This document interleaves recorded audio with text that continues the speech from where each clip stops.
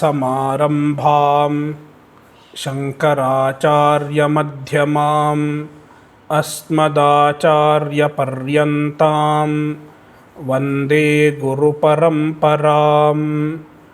श्रुतिस्मृतिपुराणानाम् आलयं करुणालयं नमामि भगवत्पादं शङ्करं लोकशङ्करं।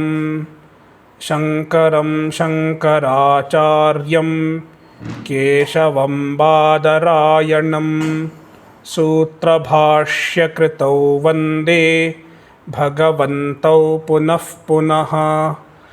ईश्वरो गुरुरात्मेति मूर्तिभेदविभागिने व्योमवद्व्याप्तदेहाय दक्षिणामूर्तये नमः। वसुदेवसुतं देवं कंसचाणूरमर्दनं देवकी परमानन्दं कृष्णो वन्दे जगद्गुरुम्।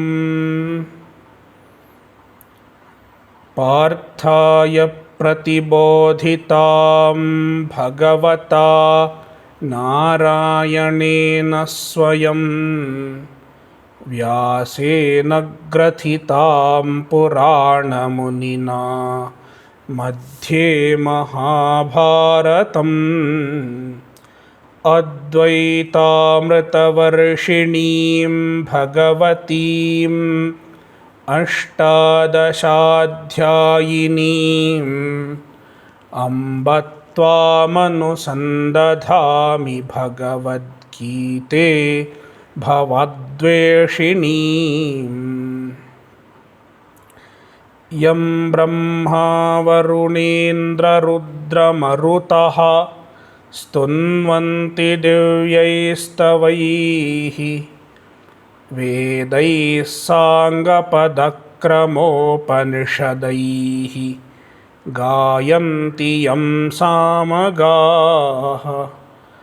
ध्यानावस्थिततद्गतेन मनसा पश्यन्ति यं योगिनः यस्यान्तन्न विदुःसुरासुरगणाः देवाय तस्मै नमः।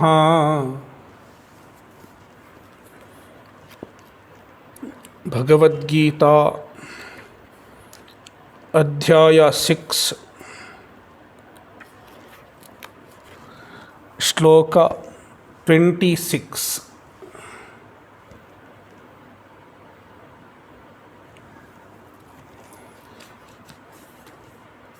यतो यतो निश्चरति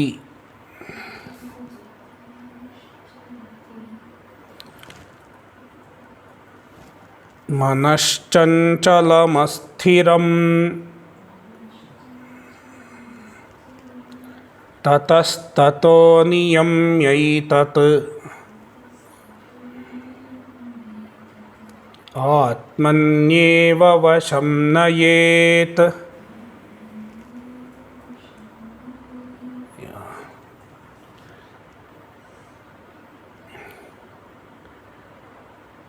The process of meditation is being explained.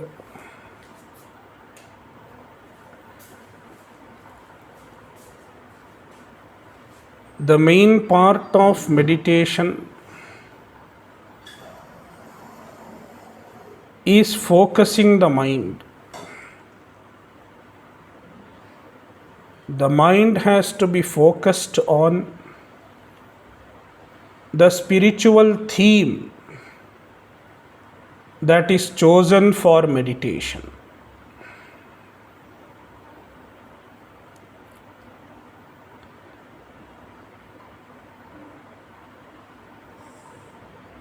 Everything that is done before that is a preparation.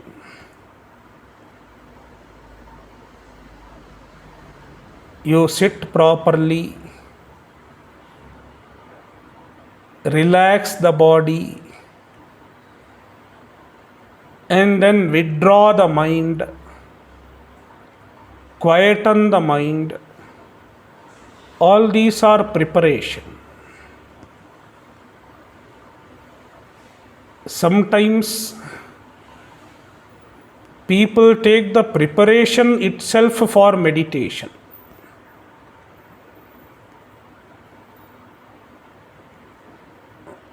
Just relaxing, just quietening the mind, it is not the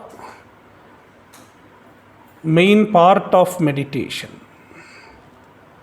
It is just a preparation. After that, we have to do the proper meditation.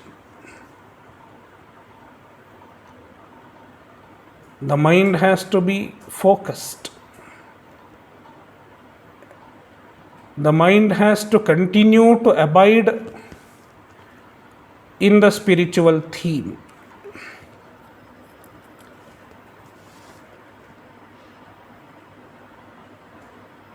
But when we try to focus,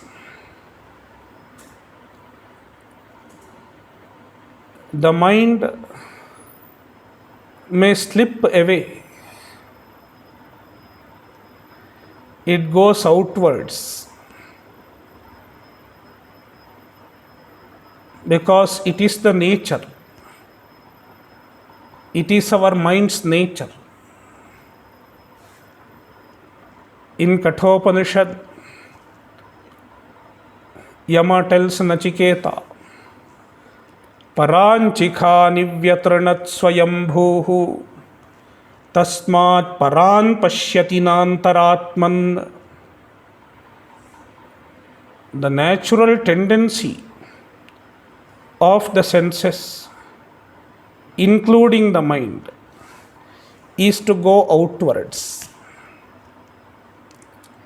It seldom stays in the subtle spiritual themes.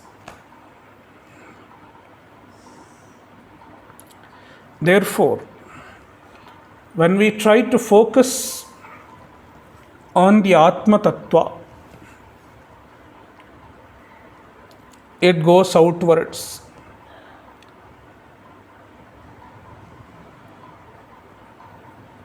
Then how to restrain the mind? How to retain the focus?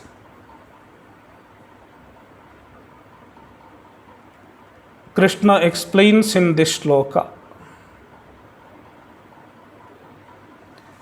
When the mind goes outwards, first understand towards which object the mind goes. In other words, what is distracting the mind? What object is pulling the mind? Understand the object. And then detach the mind from the object.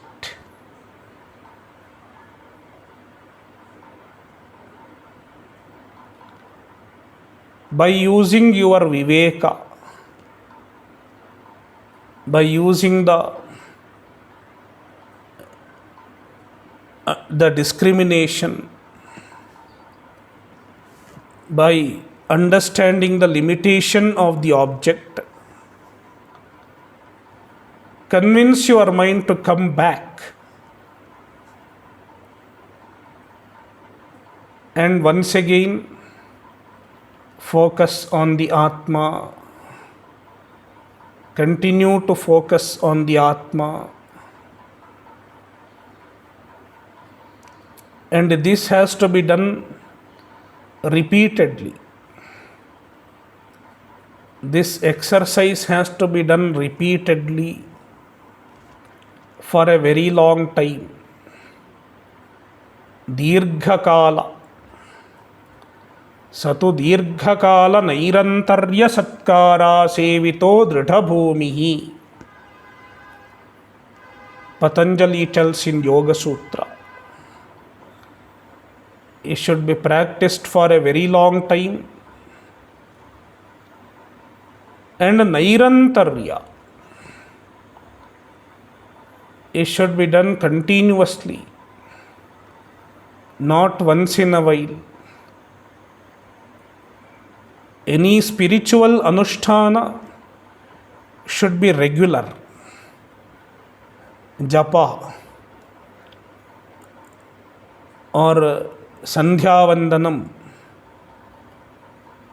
or Puja, it has to be done regularly. There was once a great Swamiji, Ranganathanandaji, who was the president of Ramakrishna Math. He would say, there is no holiday for spiritual life.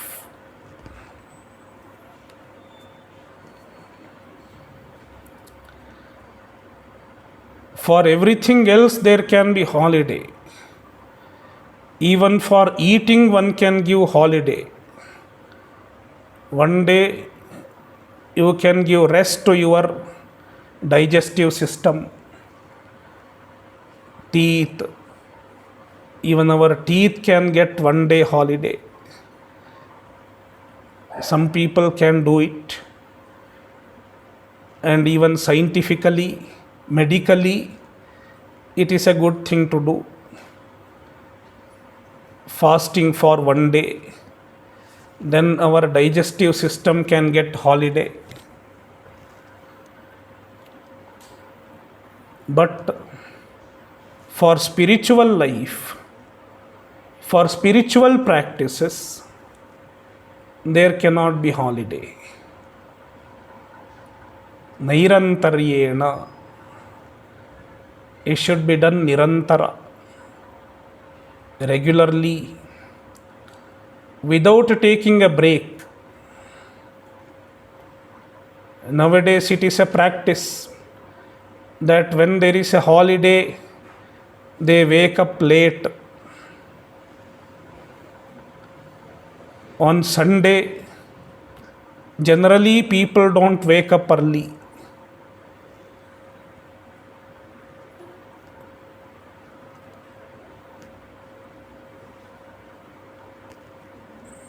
But as far as the spiritual disciplines are concerned, it should be done regularly.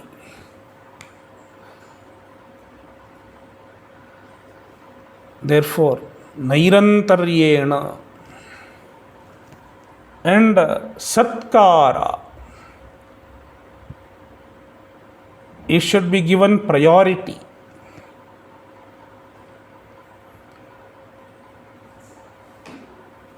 With the priority, with the dedication, it should be done.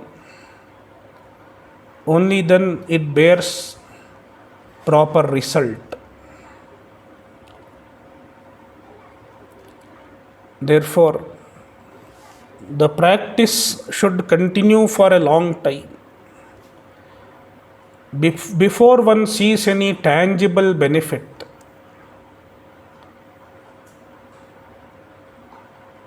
therefore, Krishna says, Manaschanchalamastiram, Manaha chanchalam asthiram. The manas is chanchalam.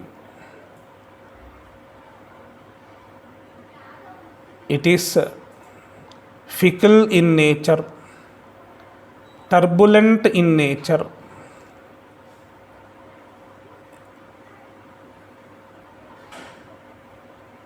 And therefore asthiram.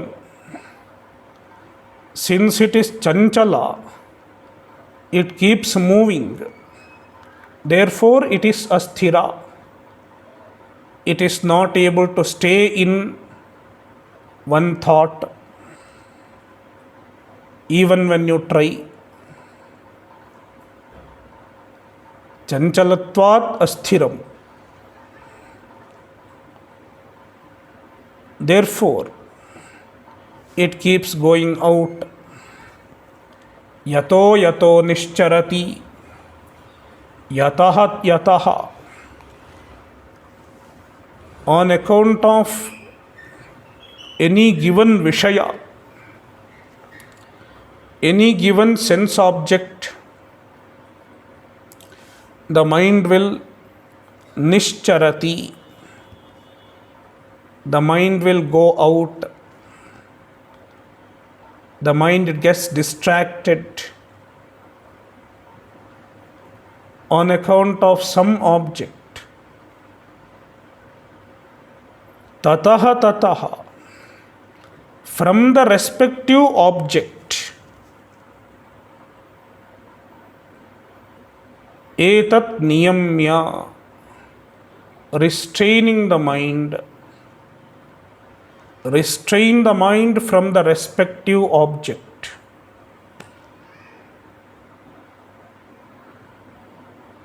By detaching the mind from the object.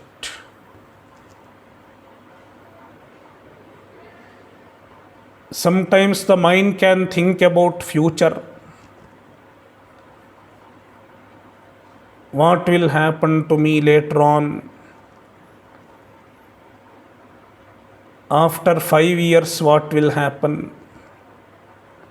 After 10 years, what will happen? The mind starts thinking about future.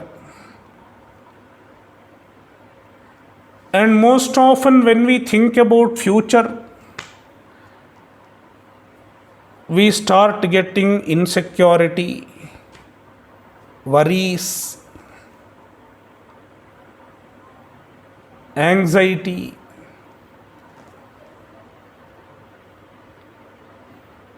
It is a form of distraction.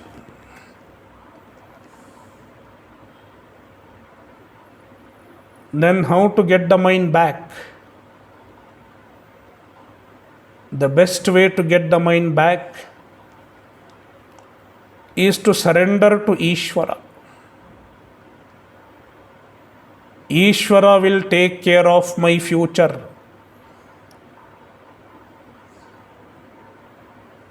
Therefore, let me not think about the future. Instead, let me think about Paramatma. If I keep thinking about Paramatma, if I keep meditating on Paramatma and take refuge at Paramatma, He will take care of my future. Yogakshemam vahamyaham ananyashchintayanto mam ye janah paryupasate tesham nityabhiyuktanam yogakshemam vahamyaham. So, surrender the future to Ishvara. Take refuge at Ishvara.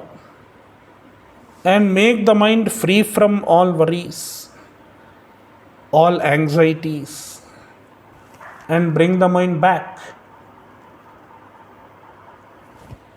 Atmanyeva vasham nayet. Fix the mind again on the Atma. Atmani eva vasham nayet. Restrain the mind on the Atma.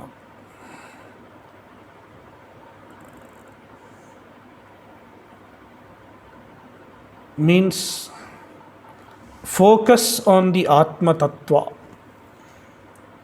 Focus on the understanding of the true nature of the Atma Tattva.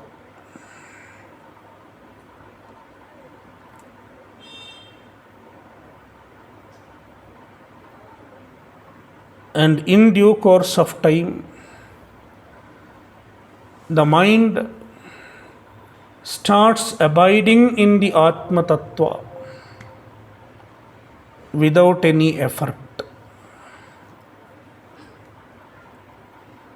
The mind gets disciplined and trained in due course of time.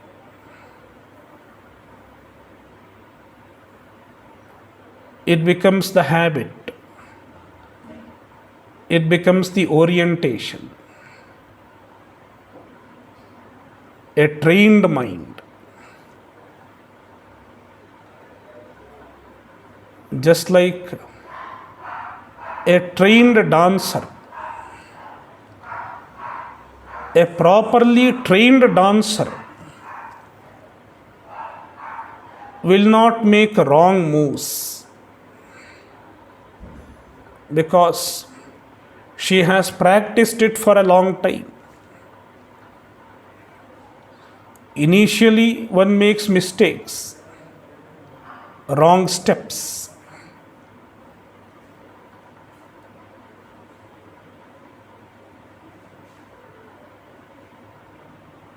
But when they have trained by regular practice, their movements are perfect. Even without effort, they know how to move their limbs with the proper synchronization, with the proper tala.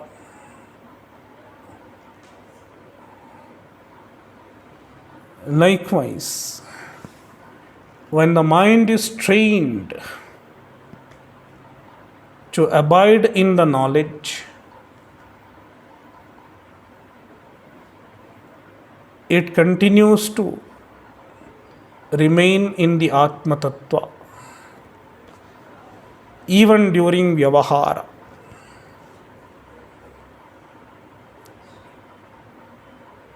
Just like a trained person can do multitasking. If you observe an expert driver, he is able to drive even while speaking on mobile phone or even while listening to some song. He is able to drive because it is practice. Despite doing other works, you are not losing sight of the task. Likewise, a trained yogi, a yogi who has disciplined his mind properly, can abide in self-knowledge effortlessly, even while doing the transactions.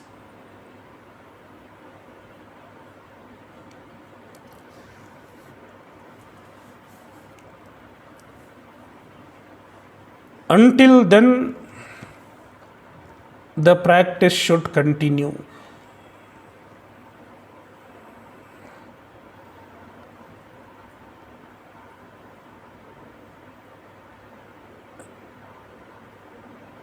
Let us go to the next shloka, Shloka 27. Prashantamanasam hyenam yoginam sukhamuttamam upaiti shantarajasam brahmabhutamakalmasham.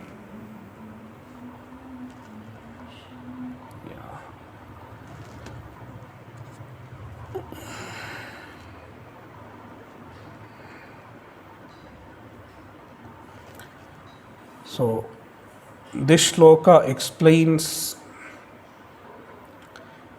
the yogi who has accomplished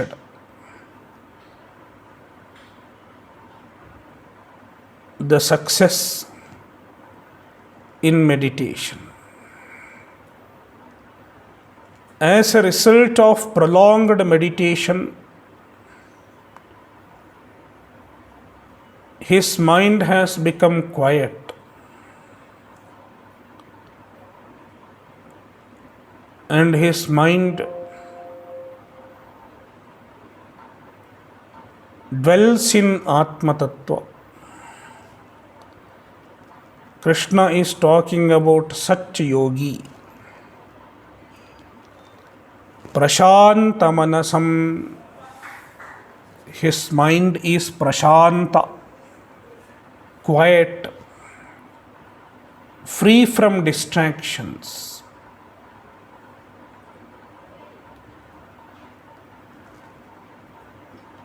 Shanta rajasam. How it has become prashanta? Because it has become free from rajoguna. Free from rajoguna and also free from tamoguna.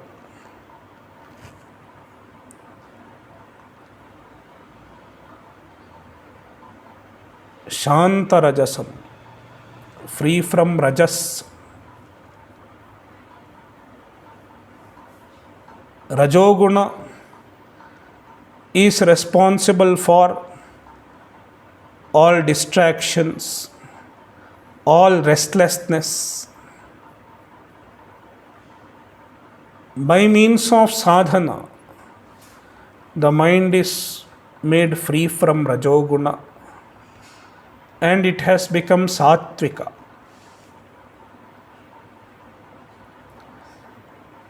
Therefore, Shanta rajasam and therefore prashanta manasam. Since his rajas has reduced, he enjoys a quiet mind, a peaceful mind, a calm mind. And one more description, akalmasham. He is free from impurities, free from the mental impurities, implying he is free from the unhealthy thought patterns. He is free from the thought patterns that make him a samsari.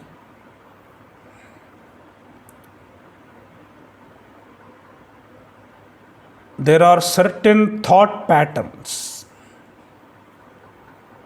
certain ways of thinking that make us samsari. I am limited.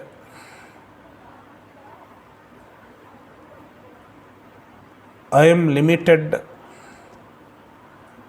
When I am limited,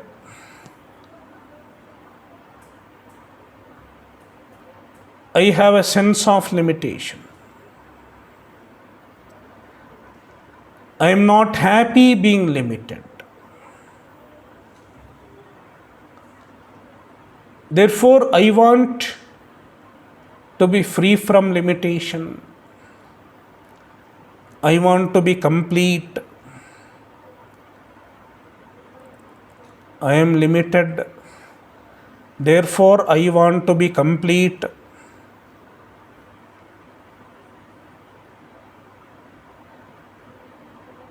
The external world can give me completeness. Money can give me completeness. Certain type of dress can give me completeness. Some muscles and biceps can give me completeness.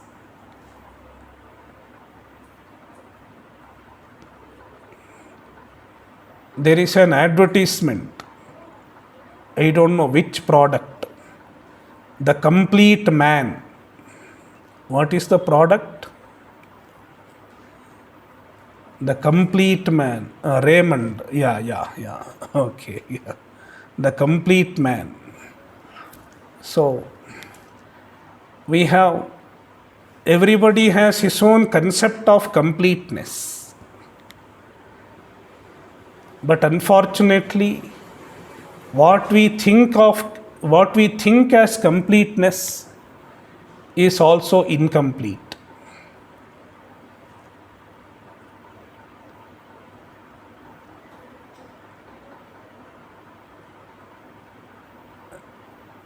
So this thought pattern, I am incomplete, the world can give me completeness, I am unhappy, the world can make me happy,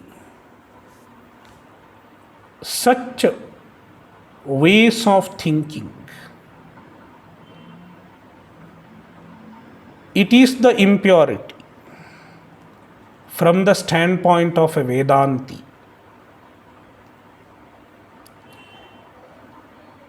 By means of meditation, by means of nididhyasana, this yogi is free from all the unhealthy thought patterns. Therefore, akalmasham, he is akalmasha.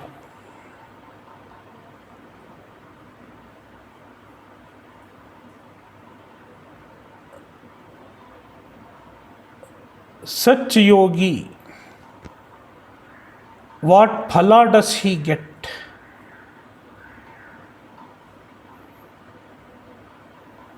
The yoga phala, the result of yoga, it is being stated in this verse as well as the following few verses.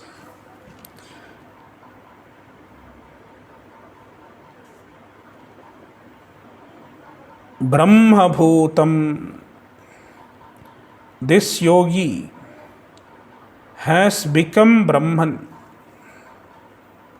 He is a Brahma bhutaha. He has become Brahman. How can one become Brahman? Nobody can become Brahman as long as you are not Brahman. But fortunately,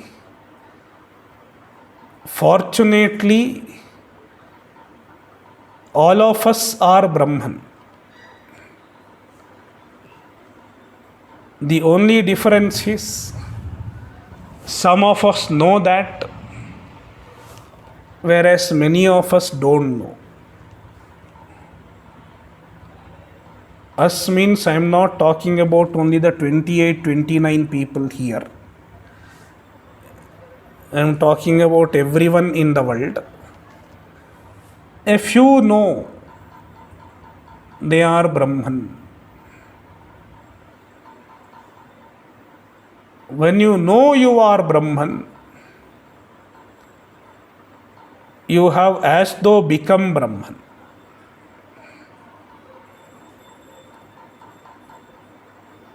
The becoming is figurative.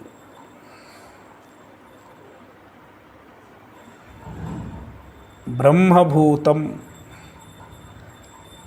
Earlier, even though he was Brahman, because of ignorance, he was identifying as non-Brahman. He was identifying as Jiva,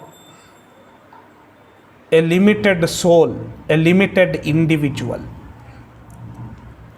But now he has understood he is Brahman. Therefore, he has as though become Brahman.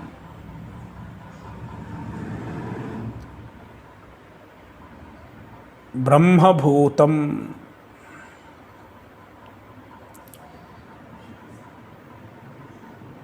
and being Brahman, he attains the sukha. Enam yoginam uttamam sukham upaiti. The uttama sukha, the greatest happiness, the ultimate happiness, enam upaiti, comes to him, enters him.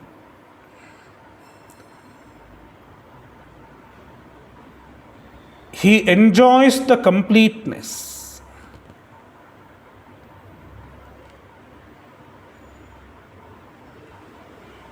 He enjoys being the complete, being free from limitations. It is the sukha mentioned here. This is not a happiness experienced in a given state.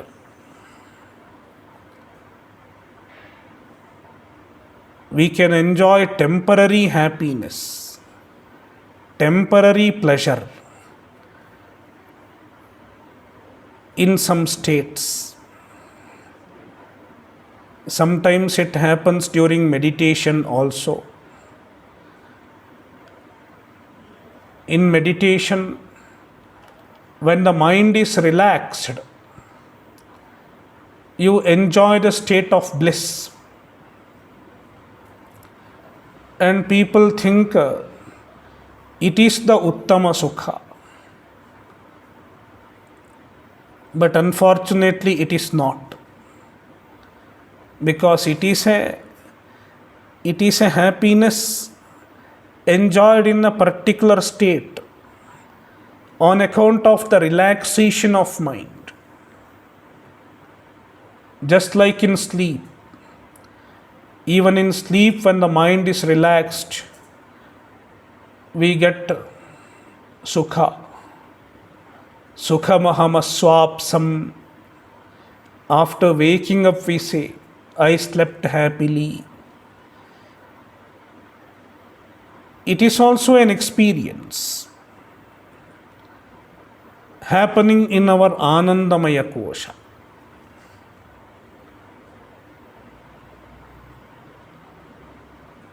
It is not the Uttama Sukha, because even that happiness is limited. It just comes for a while and then it goes. Then what is the Uttama Sukha?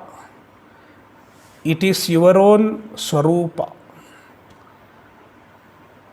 your own nature of being complete, being infinite.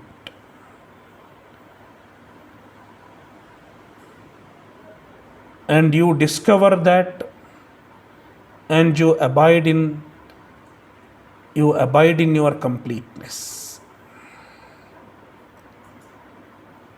That is the sukha meant here. Uttamam sukham upaiti. The uttama sukha, the ultimate sukha, as described in Chandogyopanishad, Bhuma eva sukham. The real sukha is the limitless, the infinite. He enjoys the infinite, which is happiness.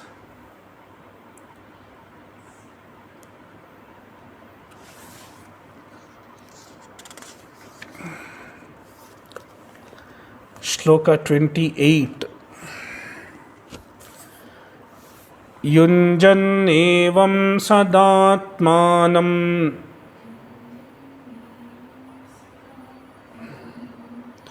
yogi vigata kalmashaha sukhena brahma samsparsham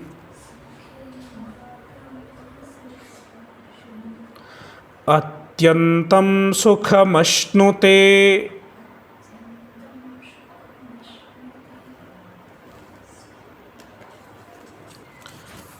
एवं सदा आत्मानं युञ्जन् एवं thus as described in the last few shlokas, yato yato nischarati etc. Shanish, you can start even from beginning, like starting from 24, let's say.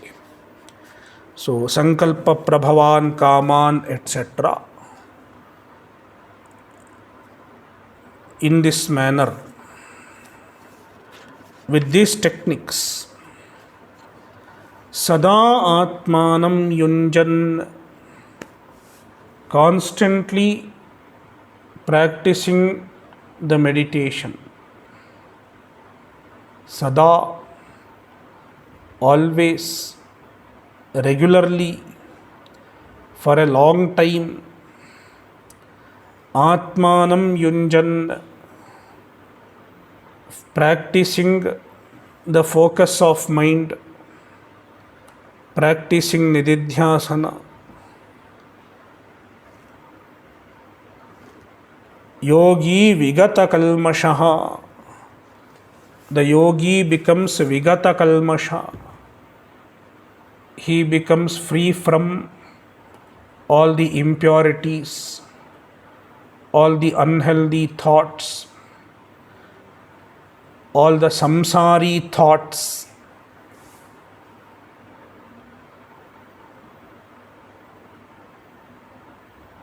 To attain moksha, one should be free from samsari thoughts. As long as we cherish samsari thoughts, we cannot enjoy moksha. Often people have very strong samsari thoughts, very hardened up samsari thoughts, like narrow-mindedness, like self-centeredness.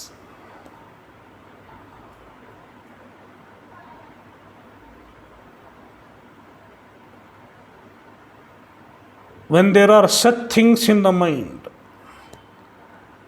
the samsara is quite deep-rooted.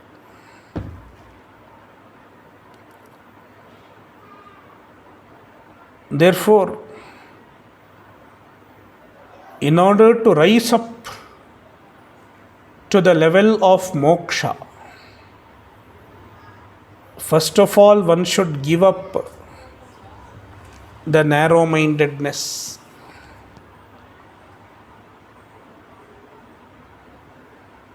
And expand oneself.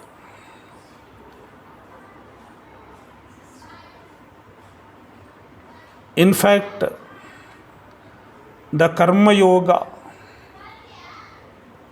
in the form of serving, in the form of reaching out to others,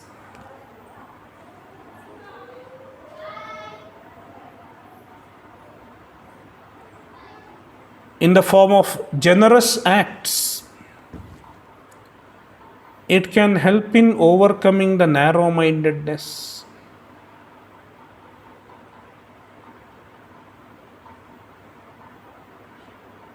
help in overcoming greed. That is how, in the primary level, one should get rid of the samsari thoughts.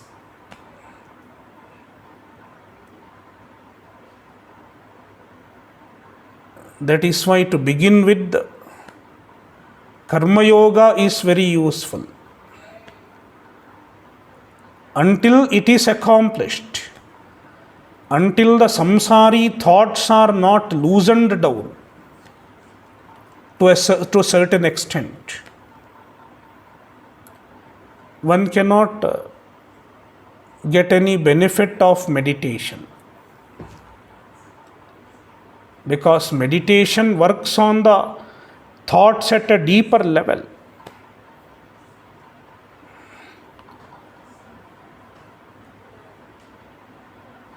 When the legwork is not done, when the foundation is not laid properly, meditation cannot serve any purpose. Therefore, the first thing to do is to get rid of the samsara at the gross level, the samsari thoughts at the gross level.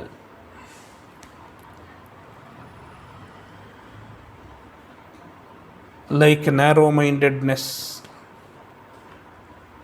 crookedness, etc.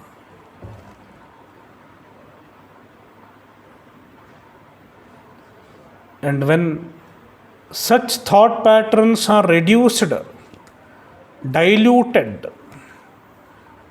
to a certain extent, only then meditation can really happen.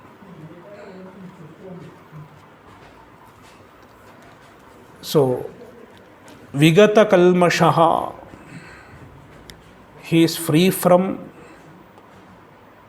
all the impurities, not only the gross impurities, also the impurities at the subtle level, the unhealthy thoughts at the subtle level.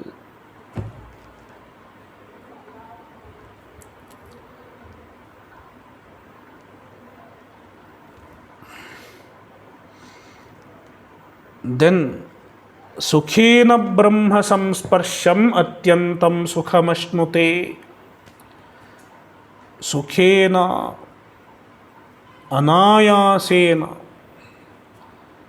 without any effort, he enjoys the happiness within. Brahma Samsparsham Atyantam Sukham Ashnute.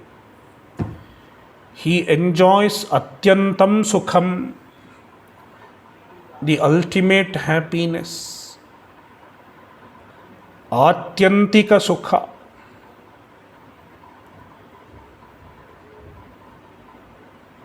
What is Atyantika Sukha?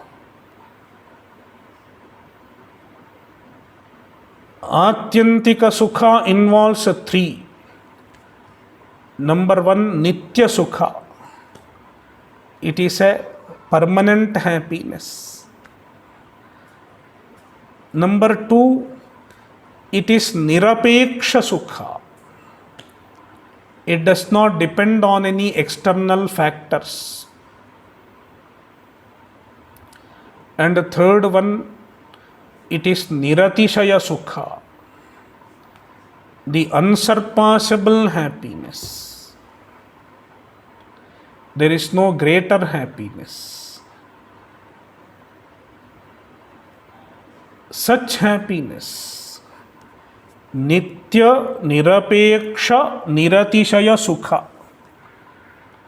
Three Ni. Nitya, Nirapeksha, Niratishaya Sukha. It is called Atyantam Sukham or Atyantikam Sukham,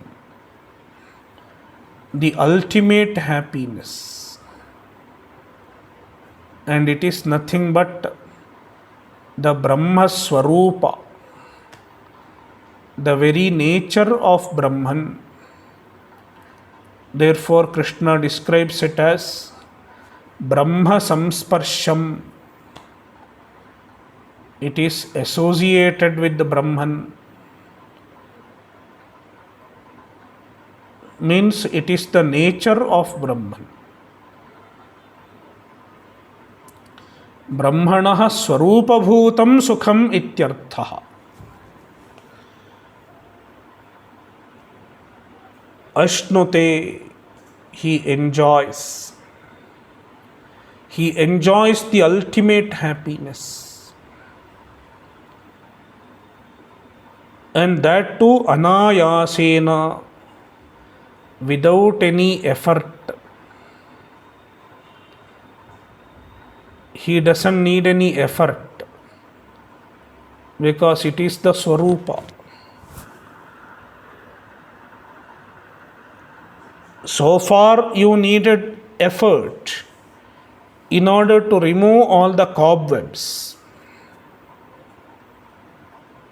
in order to remove all the obstacles, the ignorance. But when the obstacles are removed, the happiness as though gushes out.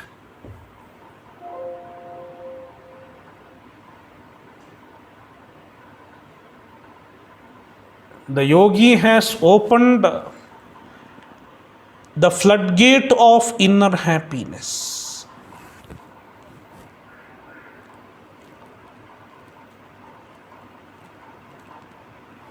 Therefore, the inner happiness perennially flows out for a yogi. Therefore, sukhena, anayasena, without any effort, he is constantly enjoying the inner happiness. And that is what you gain. What else does one need other than the eternal happiness?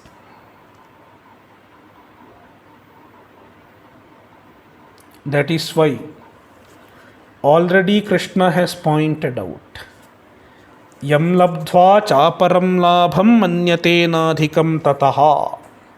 Shloka 22. After attaining this, there is nothing more to gain. Any other gain is superfluous.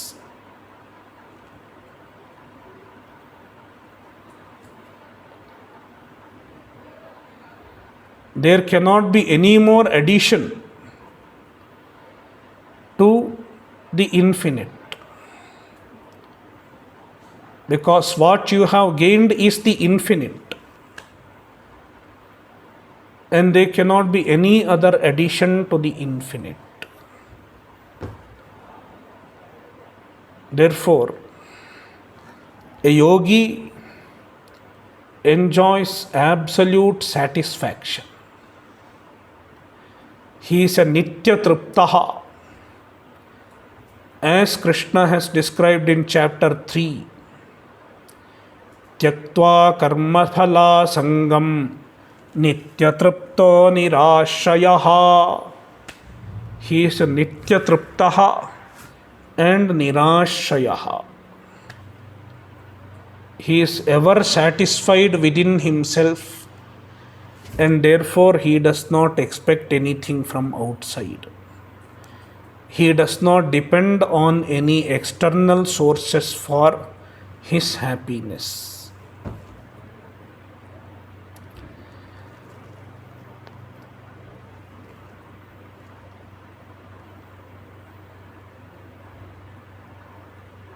Om Purnamadah Purnamidam Purnat Purnamudachyate Purnasya Purnamadaya Purnamevavashishyate. Om Shanti Shanti Shanti. Harihi Om. Shri Gurubhyo Namaha. Harihi Om.